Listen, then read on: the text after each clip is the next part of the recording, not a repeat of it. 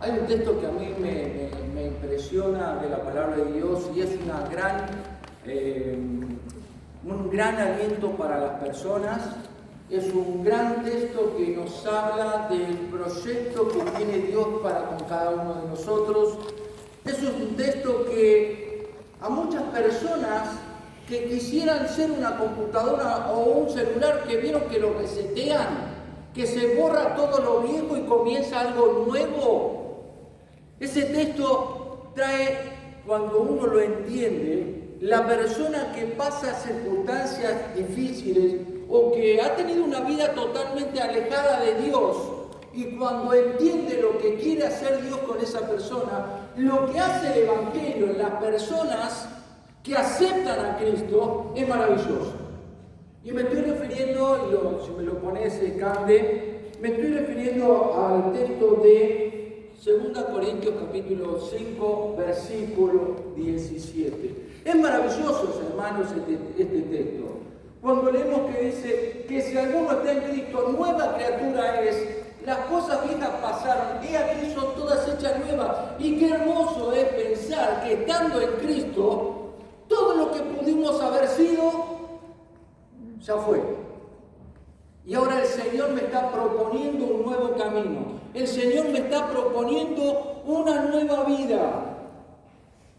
Las cosas viejas pasaron, pero claro, hay que dar un paso. Porque de esta parte, las cosas viejas pasaron, a que todas son hechas nuevas, hay un paso intermedio. Que es este paso que dice que si alguno está en Cristo, y es necesario para poder experimentar lo que el Evangelio hace experimentar a la persona que cree en el Señor Jesucristo como su Salvador. ¿Cómo se da este proceso de estar en Cristo? El de ser una nueva criatura. Esto no tiene, lo sabemos, pero hacemos bien en recordarlo, porque no tiene que ver con una promesa que yo haga, no tiene que ver con que si yo de repente ido a algún lugar y he hecho una promesa en alguna basílica, no tiene que ver con que lo que yo mismo le he prometido a Dios tiene que ver con algo que Dios ha hecho en mí, que comienza en un proceso. Tal vez no nos damos cuenta, pero Dios, tal vez en esta mañana yo veo que todos que estamos aquí, tenemos al Señor Jesucristo. Creo que, porque lo conozco, creo que todos tenemos al Señor Jesucristo. Pero sin duda, el Señor Jesucristo, antes del momento de estar en Cristo, Él empezó a trabajar en nuestras vidas. Mucho antes que nosotros hubiésemos estado en Cristo, porque el Señor empezó a trabajar en nuestras vidas de alguna manera. Muchas personas, el Señor las trabaja y las trae al culto para que escuchen el mensaje de salvación, y es donde impacta el Espíritu Santo en su corazón, y así dan el paso que tienen que dar, innecesario. En este proceso, que es lo primero que es el nuevo nacimiento. Yo no puedo estar en Cristo si no he nacido de nuevo. ¿Se acuerdan? Cuando Nicodemo, un hombre sabio, un hombre que estaba en la sinagoga, un hombre que conocía las Escrituras, cuando se encontró al Señor, en realidad, ¿qué pasó con Nicodemo? Tenía miedo, tenía vergüenza que lo vieran los demás que se iban a encontrar con el Señor, y se encontró de noche. Entonces, hablando de esto, el Señor le dijo: de cierto te digo, que el que no naciere de nuevo no puede ver el reino de Dios. Ahora, la respuesta que todos sabemos que dice la palabra que dio Nicodemo: ¿y cómo es posible que un hombre grande, un hombre viejo como yo, vuelva a entrar en el vientre de mi madre y vuelva a nacer? No se estaba refiriendo a eso el Señor. Se estaba refiriendo a un nuevo nacimiento espiritual. Sabemos que el hombre, cuando Dios lo hizo, tiene cuerpo, tiene alma y tiene espíritu. Pero por el pecado impactó en las tres, en lo que es el ser del hombre, en las tres partes del hombre. En el cuerpo impactó en el alma, impactó en el espíritu. Impactó de tal manera que las tres sufren muerte. Y cuando digo muerte, no hablo de aniquilación, hablo de separación con Dios, a tal punto que el cuerpo, como dice la palabra, del polvo eres y al polvo volverás, y el alma y el espíritu, por estar alejados de Dios, están condenados y van al infierno. Y en esta mañana estaría bien que cada uno de nosotros pensemos en qué condición estoy yo delante de Dios. Necesito el nuevo nacimiento. ¿Qué es eso del nuevo nacimiento? Entonces, lo que decía, la paga del pecado es muerte. Esa muerte que pasó a todos los hombres, que pasó por haber desobedecido a Dios, el primer hombre, y luego pasó a todos los hombres. Y saben una cosa, cada uno de nosotros, aunque hoy somos cristianos, aunque tal vez no, que hoy sabemos que somos hijos de Dios, en algún momento hemos ofendido a Dios y estábamos muertos en nuestros delitos y pecados. Por eso necesitamos, como dice este versículo, necesitamos del Señor. La palabra de Dios en Romanos 3:10, haciendo mención a un salmo, nos dice que no hay justo ni aun uno. Nadie puede decir que yo tengo la justicia ganada. No, no hay justo ni aun uno. Ni un uno. Dice, no hay quien busque a Dios. No hay quien haga lo bueno. No hay ni siquiera uno. No hay temor de Dios delante de sus ojos. Nadie, ninguna persona puede decir, yo soy bueno delante de Dios. Nadie, si no ha tenido el nuevo nacimiento, está acercado a Dios. Nicodemo no comprendía este versículo, porque de tal manera amó Dios al mundo, que ha dado su Hijo unigénito para que todo aquel que en Él cree no se pierda, mas tenga vida eterna. Ahora, en el versículo 18, que no recuerdo si lo puse, no está, en el versículo 18 nos habla de la condición del hombre antes de conocer y dar este paso. No lo puse, así que lo vamos a buscar. Y está clarísimo ahí. Es la condición del hombre sin el Señor.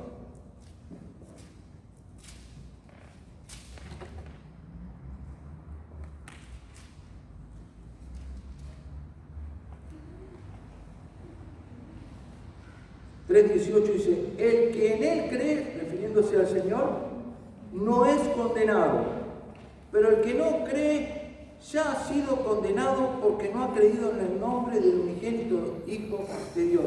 ¿Qué nos quiere decir esto? Que las personas que no creen ya están condenadas.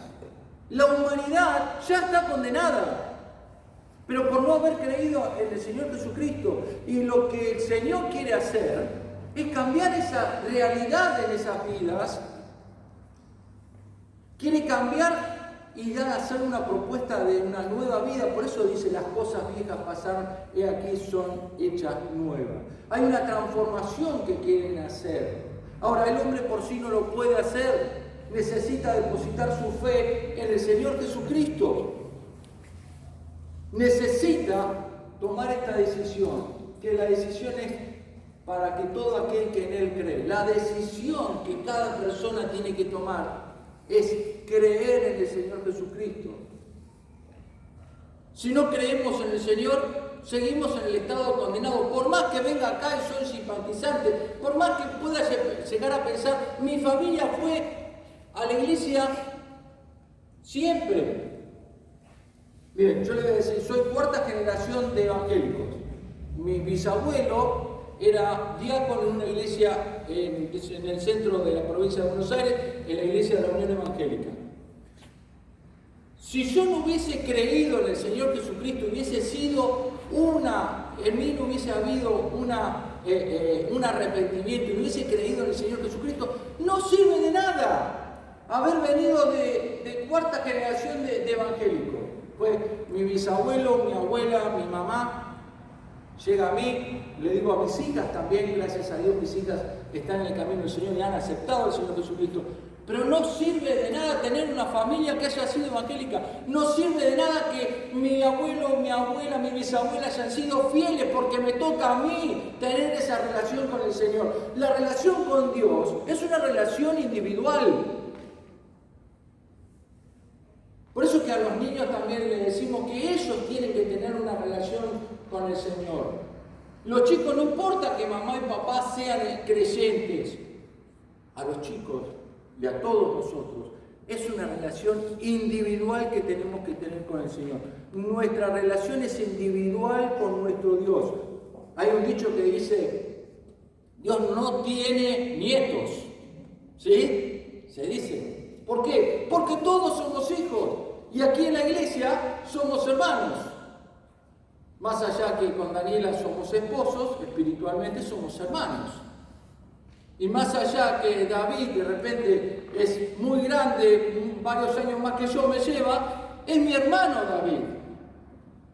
Y podríamos decir, Santiago es hijo de Pablo, pero Santiago es hermano de Pablo, porque ha aceptado al Señor Jesucristo. Y así, la relación con Dios es individual. Es individual. Entonces, es necesario el creer. Pero en ese creer tenemos algunas acciones que tomar. La palabra de Dios lo dice. A veces pasamos por alto esto que dice la palabra de Dios, pero es necesario que ocurra en nuestra vida. Porque dice que si confesares con tu boca, una acción que tengo que hacer es confesar que Jesús es el Señor. Yo lo tengo que confesar. La palabra de Dios dice que yo tengo que confesar y creyeres en tu corazón que Dios le levantó de los muertos, serás salvo, dice la palabra de Dios. Primer punto allí es el testificar con mi boca, con mis labios, pero que crecer en tu corazón. Hay una conjunción, una relación que está con lo que ahí pasa en mi corazón. Porque hay muchos, ¿se acuerdan que la palabra del Señor dice, el Señor mismo dice, que muchos dirán, Señor, Señor, en tu nombre hemos hecho el milagro? Y el Señor, ¿qué les va a decir? Apartaos de mí, obradores de maldad. Entonces, esas personas no son verdaderos creyentes. ¿Por qué? Porque estaban creídos que eran creyentes, estaban convencidos que eran creyentes, pero no estaban convertidos. En su corazón no había impactado el Evangelio. Por eso, hermanos, que cada uno de nosotros tenemos que evaluar nuestra experiencia de la salvación para estar seguros. Porque si yo no evalúo cómo está mi relación con Dios, ¿soy un verdadero creyente? ¿Realmente pasó por mí el creer en el Señor Jesucristo? Tenemos otro texto más. Dice, testificando judíos y gentiles acerca del arrepentimiento para con Dios y la fe en nuestro Señor Jesucristo. Arrepentimiento para con Dios. No puede haber conversión si no hay un arrepentimiento para con Dios. Yo me tengo que haber arrepentido que estuve alejado de Dios. Y tengo que entender que me buscó Dios, me mostró la situación que yo estaba, para luego poder creer, depositar mi fe en el Señor Jesucristo y luego sí poder confesar. Confesar que el Señor es mi Salvador. Y ahí comienza el camino. Y este otro versículo, porque con el corazón se cree para justicia, pero con la boca se confiesa para salvación. Fíjense qué necesario es la testificación de decir, el Señor Jesús me salvó.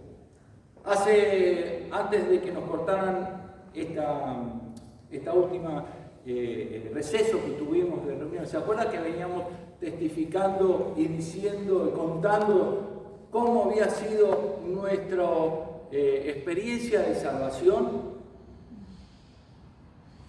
Tenemos que estar dispuestos a decir, porque ha sido lo más grande que nos ha pasado el creer en el Señor Jesucristo. Porque cuando empezamos a ver aquella vieja vida en la que vivimos y ahora la nueva vida que nos propone el Señor, es grandioso. Es maravilloso lo que el Señor ha hecho con nosotros. Ahora, pero dice, pero con la boca se confiesa para salvación. ¿Nos da vergüenza confesar que el Señor Jesucristo es mi Salvador? No. Bien, Freddy me contestó, ¿no? Bien, Freddy. Ven, Freddy no se... ¿Cuántos años tiene Freddy? 7 años. Y él no tiene vergüenza de confesar que Jesús es su Salvador. Y nosotros, hermanos, ¿confesamos a Jesús? Es cuando nos da vergüenza confesar, tendríamos que sentarnos y pensar realmente cómo ha sido nuestra experiencia con el Señor. ¿Realmente lo he adquirido al Señor? ¿Lo tengo como mi Salvador? ¿Estoy en el Señor? ¿O vengo a la iglesia porque me gusta cantar, porque el ambiente es un lindo ambiente, se muestra amor? ¿Por qué estoy en el camino del Señor? ¿Por qué ando con la iglesia para dónde va? Entonces debemos pensar que no estemos engañados de pensar que estoy en el Señor y resulta que no lo estoy. Es una evaluación que tenemos que hacer. Y miren, a muchos creyentes les pasa que duda, Yo tenía 18, 19 años, aproximadamente un poquito menos, 17 años, y yo tenía dudas si era salvo. Hasta que un día, y siempre le pedí al Señor, mostrame si soy salvo. Y uno cuando tiene dudas, lo que uno que hace es decirle, Señor, perdóname de mi pecado, te acepto como mi Salvador. Claro, lo he hecho tantas veces, pero seguía teniendo dudas. ¿La duda qué hace? Te quita el gozo, pero además, ¿quién te trae la duda? Te la trae el enemigo, para que no puedas vivir plenamente la vida que el Señor te está dando. Ahora, cuando estaba con esas dudas, yo pidiéndole al Señor, Señor, ayúdame. Señor, mostrame si soy verdaderamente salvo. Y vino un texto a mi mente, que era el texto que dice que el Espíritu de Dios nos redarguye a nosotros. ¿Qué significa redarguye? Que cuando tenemos el Espíritu dentro de nuestro corazón y hacemos cosas mal, el Espíritu Santo enseguida viene a nosotros y nos dice, lo que estás haciendo está mal. Por un lado, decir, bueno, gracias a Dios porque tengo el Espíritu y me redarguye, pero por el otro lado había que empezar a cambiar esas cosas que uno hacía mal. Ahora, si hay entre nosotros alguien que se actúa y no es redarguido en su corazón y actúa y no le importa, hace las cosas como le da la gana, sabiendo que hay cosas que al Señor quiere que sean de una manera, pero si las hacemos como la queremos y no nos importa y no siento el redarguir del Espíritu Santo, querido, poner las barbas en remojo. Porque es necesario que si andamos mal, cometemos pecado y andamos mal en el camino del Señor, sintamos el redarguir del Espíritu Santo. Es necesario, porque para eso está el Espíritu Santo en nuestra vida. Entonces, siguiendo, y esto más o menos, esto pasa todo en un instante, podríamos decir. La persona comprende que es un pecador perdido y que merece pasar la eternidad en el infierno. Esto es cuando uno comienza a escuchar la voz del Señor, cuando escucha predicaciones y se siente que es exhortado por la palabra, que es exhortado por la predicación, empieza a darse cuenta que no puede ir al cielo por sí mismo, sino que a donde va a ir es al infierno. Luego viene la parte del arrepentimiento. Viene donde el momento de decir, yo he cometido muchas cosas mal contra el Señor. yo he pecado contra Dios. Y ese es el momento donde uno dice, Señor, creo en que tú ocupaste mi lugar en la cruz del Calvario y te acepto como mi único y suficiente Salvador.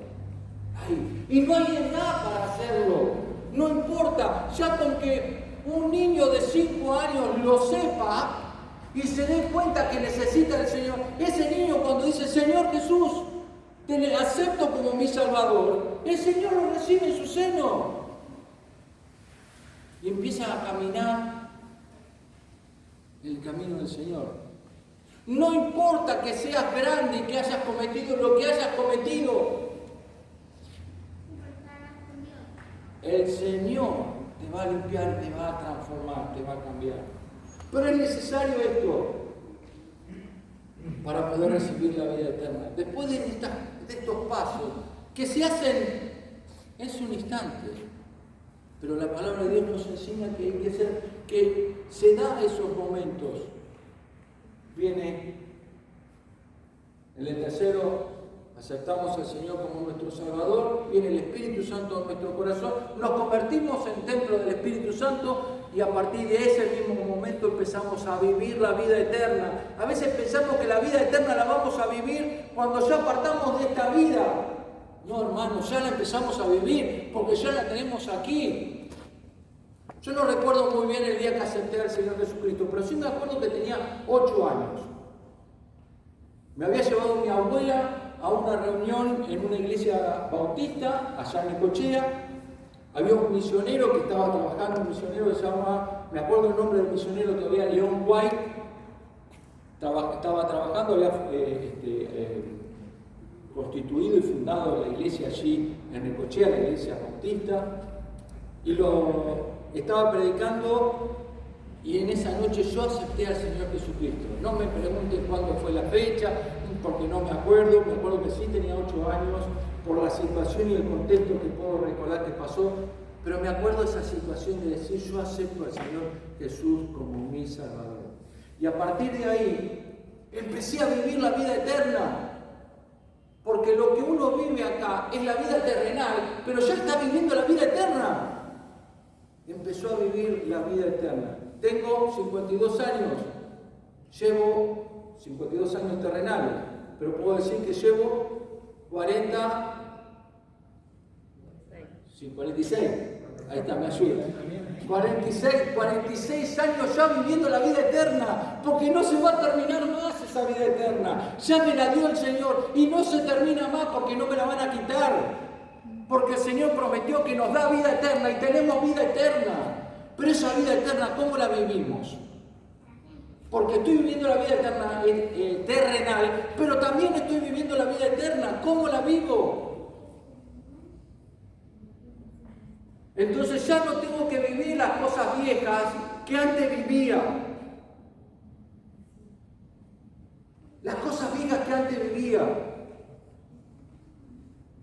Sino que ahora tengo una nueva oportunidad, un nuevo comienzo. Le decía cuando comenzaba, muchas personas quieren ser una computadora donde se resetee todo y puedan comenzar de nuevo. Aquí está. El Señor está dando la nueva oportunidad a cada persona. Ahora, las cosas viejas.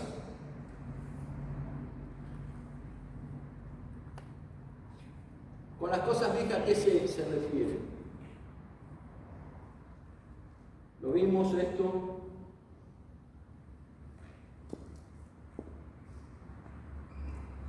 ¿No sabéis que los injustos no heredarán el reino de Dios? No erréis, ni los fornicarios, ni los idólatras, ni los adúlteros, ni los afeminados, ni los que se echan con varones, ni los ladrones, ni los avaros, ni los borrachos, ni los maldicientes, ni los estafadores heredarán el reino de Dios. Y hay muchos que vivieron esta vida, pero después cuando encontraron a Cristo se arrepintieron de su forma de andar y comenzaron a vivir una nueva vida y el Señor les dio nueva oportunidad. ¿Recuerdan Saúl? ¿Quién fue en su vida pasada? Era quien perseguía a los creyentes, era quien los agarraba y los metía en la cárcel. Fue quien consintió en la muerte del primer mártir cristiano, Esteban. Dice que allí le llevaron las ropas de Esteban y se las tiraron a los pies de Saulo. Ahora, ¿quién fue Saulo? ¿Se acuerdan? ¿Cómo cambió esa vida? El reseteo de la vida de Saulo, cuando se encuentra con el Señor en aquel camino que iba para Damasco, se encuentra y allí se dio cuenta quién era quien estaba persiguiendo. Y le dijo: ¿qué quieres que haga, Señor? Y fue transformada su vida, a tal punto que a partir de ahí comenzó a vivir la vida que Cristo quería que él viviera. El Señor no se acordó más de lo que vivió antes, y así no se acuerda de ninguno de nosotros, porque dice que cada uno de nuestros pecados fueron echados en lo profundo de la mar. Hay un texto que me gusta más, como lo dice la versión 1909, en Hebreos capítulo 9, versículo 26, que dice que el Señor deshizo nuestros pecados en vez de quitar del medio. Los deshizo y ya no se acuerda más. El Señor no nos trae a cuenta lo que fuimos antes de haber sido cristianos. Claro que nos va a llamar a cuenta lo que hemos hecho siendo cristianos. De eso nos va a llamar a cuenta. Por eso que el Señor te dice: las cosas viejas pasaron, no te preocupes por lo que fuiste, te va a servir para dar testimonio, para alcanzar a otras personas que están con necesidad. Y a esta lista podríamos sumarle drogadictos, podríamos sumarle malhechores, homicidas, podríamos violadores. Muchos de ellos van a tener que sufrir lo que en la vida, y los que crean en el Señor Jesucristo, van a tener que sufrir consecuencias de haber sido esto. Un borracho que toda su vida fue borracho y tomó y se enfermó de cirrosis, va a sufrir la consecuencia, por más que crea en el Señor Jesucristo como su Salvador, va a sufrir la consecuencia de lo que hizo en la vida anterior. Pero el Señor no se lo va a reclamar, porque se arrepintió. Un drogadicto que fue antes de conocer al Señor, fue drogadicto, se recuperó y ahora es un cristiano porque aceptó al Señor Jesucristo, se arrepintió, va a llevar a cuesta toda su vida que fue un drogadicto, pero no solamente por el nombre que fue drogadicto, sino porque va a estar con esa tentación y ese deseo en ciertos momentos a ir a la droga, como el alcohólico recuperado que no puede tomar vino nunca más. El drogadicto es lo mismo. El homosexual que cree en el Señor Jesucristo tiene que cambiar totalmente su vida.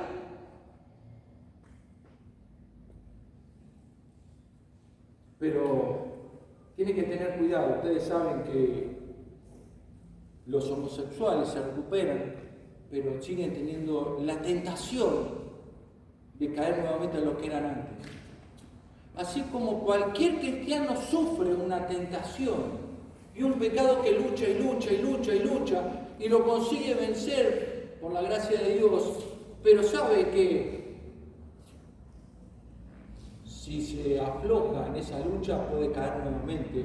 Así le pasa como nos pasa a todos nosotros en cualquier situación de tentación que podamos tener, que tenemos que seguir luchando. Entonces, fíjense que muchos de nosotros, dice la palabra de Dios allí en Efesios capítulo 2, versículos del 1 al 3, dice: y Él os dio vida a vosotros cuando estabais muertos en delitos y pecados, en los cuales anduvisteis en otro tiempo. ¿Quién de nosotros puede venir a decir: yo soy más que cualquier otro pecador? Si recordamos lo que dice el apóstol Pablo, que el Señor escogió lo vil y lo menospreciado del mundo. Si nos ponemos en esa situación, que el Señor escogió lo vil y lo menospreciado del mundo, yo no soy nadie sin el Señor. Y tengo que ponerme en ese lugar. No soy nadie sin el Señor. No soy mejor que otro ser humano de esta tierra. Si hay algo bueno en mí, es porque el Señor trabaja en mi vida. Porque como dice aquí, no se está refiriendo exclusivamente a eso, llega a todos nosotros, hermanos, en los cuales tuvisteis en otro tiempo, siguiendo la corriente de este mundo, conforme al príncipe de la potestad del aire, el espíritu que ahora opera en los hijos de desobediencia, entre los cuales también todos nosotros vivimos en otro tiempo, en los deseos de nuestra carne. Vivimos en otro tiempo en los deseos de nuestra carne y de los pensamientos, haciendo la voluntad de la carne y de los pensamientos. Y éramos por naturaleza hijos de ira, lo mismo que los demás. Que ninguno de nosotros se vaya a gloriar por lo que somos. Solo me podré gloriar en la obra de Cristo. Y seré algo mejor que los demás si dejo al Señor trabajar en mi vida. Porque si no lo dejo trabajar en mi vida, seré como uno de los demás.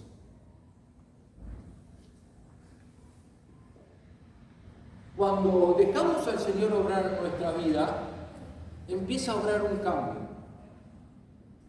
Primero está el cambio, o en varias áreas podríamos decir, hay un cambio en mi vida. En el espíritu. Hay una parte de las personas, en realidad es así, el Señor nos crea con espíritu, dije. El espíritu tiene la facultad de adorar. Ahora, cuando no encuentra la razón y a quién adorar verdaderamente, va a adorar a cualquier cosa. Por eso que vemos quienes adoran a animales, vemos quien adora a imágenes, vemos quien adora a los astros, porque hay algo que Dios nos hizo en el espíritu con la necesidad de adorar. Pero cuando no estamos y no creemos en el Señor Jesús, buscamos cualquier cosa. Hasta los que dicen ser ateos adoran algo. O adoran su trabajo, o adoran su propia vida, se adoran a sí mismos. Ahora cuando encontramos al Señor, empezamos a direccionar a quién adorar. Y empezamos a adorar a nuestro Dios. Y el cambio de nuestro espíritu se hace porque ahora nuestro espíritu tiene comunión con el Espíritu de Dios que mora en nuestra vida. Y ese Espíritu de Dios que está en nosotros nos empieza a guiar a toda verdad. Y cuando habla de ese que nos guía a toda verdad, nos está guiando aún y haciendo aprender a quién tenemos que adorar y cómo adorar. Luego nuestra forma de pensar.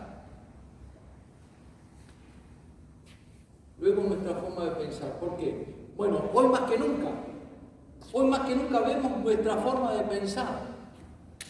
Tenemos por allí la forma de pensar donde ahora salió lo nuevo, ¿no? Ya no hay ni varón ni mujer, ahora están los X. Es una forma de pensar. Está la otra forma de pensar que, bueno, vos sos lo que crees que sos, lo que vos querés ser. No importa cuál es el sexo físico.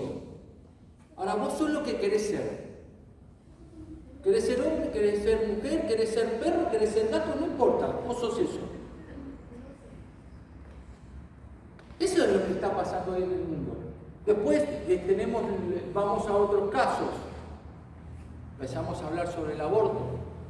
Empezamos a hablar sobre el tema de el matrimonio igualitario. ¿Cuántas formas de pensar que hay hoy en día?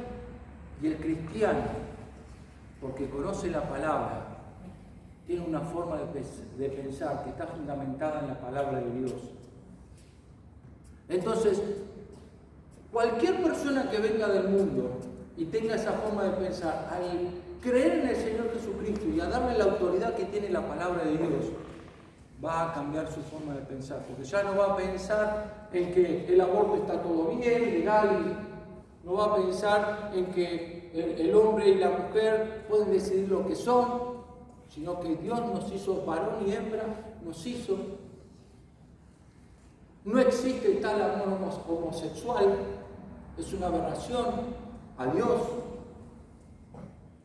El tipo de familias que hoy se están dando, 2 mamás, 2 papás, esa no es la familia que Dios hizo. Todo eso va a destruir. Entonces el creyente empieza a cambiar su forma de pensar. Ya empieza a ver que aquello que parecía que no era pecado, ahora es pecado. ¿Pero por qué? Porque la palabra de Dios lo dice y porque el Espíritu Santo que está en nosotros nos va guiando, nos va diciendo, nos guía toda la verdad, nos va mostrando. La forma de hablar. Es muy común que hoy escuchemos hablar a las personas con palabras groseras, con palabras llamadas malas palabras. Decía Fontana Rosa, no hay malas palabras. ¿Qué no hay malas palabras? Las palabras tienen una intención, pero además también hay malas palabras en el sentido que ensucian nuestra boca y nuestro lenguaje. Los creyentes no debemos hablar así, debemos cambiar nuestra forma de hablar. En esa nueva vida que comenzamos a vivir, se manifiesta esa forma también de hablar. ¿Y saben cómo nos conocen las personas? A veces no necesitamos testificar directamente del Señor, con nuestra forma de hablar. A mí me llama mucho la atención las personas que vienen de Centroamérica, los venezolanos, los colombianos. Ayer nos cruzamos con una chica panameña. Me llama mucho porque Dios te bendiga, o cuando uno le dice, le habla del Señor también, aunque no son creyentes, hablan mucho de la bendición. Pero acá en Argentina, ustedes se dieron cuenta que nadie habla, dice Dios te bendiga, siquiera por una mera forma de decirlo. ¿Cuánto más resaltamos los creyentes acá cuando hablamos como verdaderos cristianos? Y no solamente la forma de hablar, cuando hablamos la verdad también. Ni la verdad a media, ni la mentira. Porque a veces somos sabemos esquivar y hacer gambeta y decimos verdades a medias. ¿Saben lo que son las verdades a medias? Son mentiras también. El Hijo de Dios tiene que hablar con toda la verdad. No podemos hablar con verdades a medias. Tenemos que hablar con toda la verdad. Así cueste y así le haga doler al otro, tenemos que hablar con toda la verdad. Nuestra forma de vivir. Nuestra forma de vivir. Hay muchas personas que antes de venir, hablábamos de algunos pecados que cambian su forma de vivir, pero no nos vayamos a pecados tan por ahí grandes que podemos considerar como grandes. Pero por ejemplo, personas que conocen al Señor Jesucristo dejan de jugar al bingo, jugar al kini, jugar a la lotería. ¿Qué tiene de mal eso? ¿Cómo que tiene de mal? El Señor nos dice que tenemos que ganarnos el pan con el sudor de nuestra frente. Y no tenemos que estar apostando a la suerte. Tenemos que, la forma de vivir también tiene que ver ahí hay un tema que yo vengo analizando mucho, que es la ética cristiana. Hoy más que nunca se está viendo en nuestro país con esto, que se están abriendo tantas brechas en el tema político. Y conozco muchos hermanos que dicen, yo no le pago ni un impuesto a este gobierno. Y sin embargo, hermanos, el Señor nos dice que tenemos que hasta orar por este gobierno. Cuando fue escrito estaba Nerón de emperador. ¿Saben qué hizo Nerón? Mató un montón de creyentes y allá los utilizó como antorchas, los embadurnó con brea y los metió en la vía allí en Roma y los hizo iluminar la ciudad con los creyentes prendido fuego. Y el consejo del Señor era: oren por los gobernantes. ¿Cuánto más tendremos que orar nosotros hoy? En nuestra forma de vivir, ¿tendremos que enredarnos en temas políticos o tendremos que enredarnos orando para que el Señor nos guarde y nos libre de que tengamos alguna persecución? Gracias a Dios hoy no tenemos persecución, Esto no es persecución, Hoy estamos abiertos, podemos tener esta reunión, si queremos podemos poner los parlantes afuera, predicar, que nadie nos va a venir a decir nada. Tenemos que cuidar, sí, el protocolo, pero nadie nos va a decir nada por predicar del Señor. No tenemos persecución, No nos vayamos a pensar que estamos siendo perseguidos porque tenemos que cumplir un protocolo, nada que ver. Entonces, la ética cristiana, algún día vamos a hablar de ética cristiana. La ética en el trabajo, mi forma de vivir en el trabajo, cómo convivo con mis compañeros, cómo soy un buen ciudadano, cómo soy con mis vecinos. Ética cristiana, piensa en todo lo que rodea sus vidas, a dónde están, tiene que ver con eso. Mi forma de vivir como una nueva naturaleza. Y nuestra forma de ver la vida también cambia. ¿Por qué? Y para arrancar, mi forma de ver la vida, yo sé que, ya les dije, yo estoy viviendo la vida eterna. Entonces, ¿cómo vivo esta vida? Aún cuando tengo las cosas que me pasan y me pasan mal. Hace algunos jueves hablábamos que cuando el Señor permite en nuestras vidas situaciones, y Juan Manuel también estuvo hablando del gozo para pasar en medio de las tribulaciones, las aflicciones que muchas veces tenemos que pasar. Y hablábamos que cuando el Señor permite que haya ese tipo de aflicciones o prueba, es porque el Señor está trabajando con nosotros. Entonces así es que tenemos el gozo de que el Señor trabaja con nosotros. Entonces cuando vemos la vida que estamos llevando, y sabiendo que el Señor está con nosotros y el Señor está trabajando con nosotros, siempre vamos a agradecerle al Señor porque Él está caminando junto a nuestro lado. Esa es la forma de ver la vida. No es todo, no, me está haciendo todo mal, siempre lo mismo, no salgo de esta. Es tener la fortaleza de decir, el Señor me está acompañando, que es la vida que Él me está acompañando en la vida y me está llevando a vivir esta vida de la nueva naturaleza. Y voy a ir terminando, como me están haciendo señas con la hora, y nuestra forma de ver la muerte. Nuestra forma de ver la muerte es, no se termina acá, hermanos. No se termina acá. Deberíamos tener otro pensamiento, inclusive los cristianos. Porque la forma de ver la muerte es decir, me voy de acá y me voy con el Señor, me voy a la eternidad, continuar a vivir, me voy a continuar viviendo la vida que ya estoy viviendo acá. Esto es un periodo corto, pero la forma de ver la vida es no, se terminó, ya está, se terminó todo. No, hay algo mucho más grande que me espera del otro lado. Y deberíamos hacer la cultura americana, vieron que hacen, pareciera una fiesta que hacen, lo hacen de costumbrismo, pero digo, se juntan, almuerzan, comen, pero lejos está en nosotros los cristianos de decir se terminó todo. Cuando un cristiano pasa el río, cuando un cristiano va a la eternidad, empezó a vivir la mejor de las vidas. Y es como tenemos que pensar. La forma de ver la muerte. Decía el apóstol Pablo, él decía que para él el morir era ganancia. Entonces, que nosotros en esta nueva naturaleza que tenemos, en esta nueva vida que el Señor nos ha dado, nos podamos proyectar. Hay tantísimas cosas para hablar. No voy a seguir porque la hora avanzó, Pero hay tanto para hacer como hijos de Dios en esta nueva vida que el Señor nos ha dado.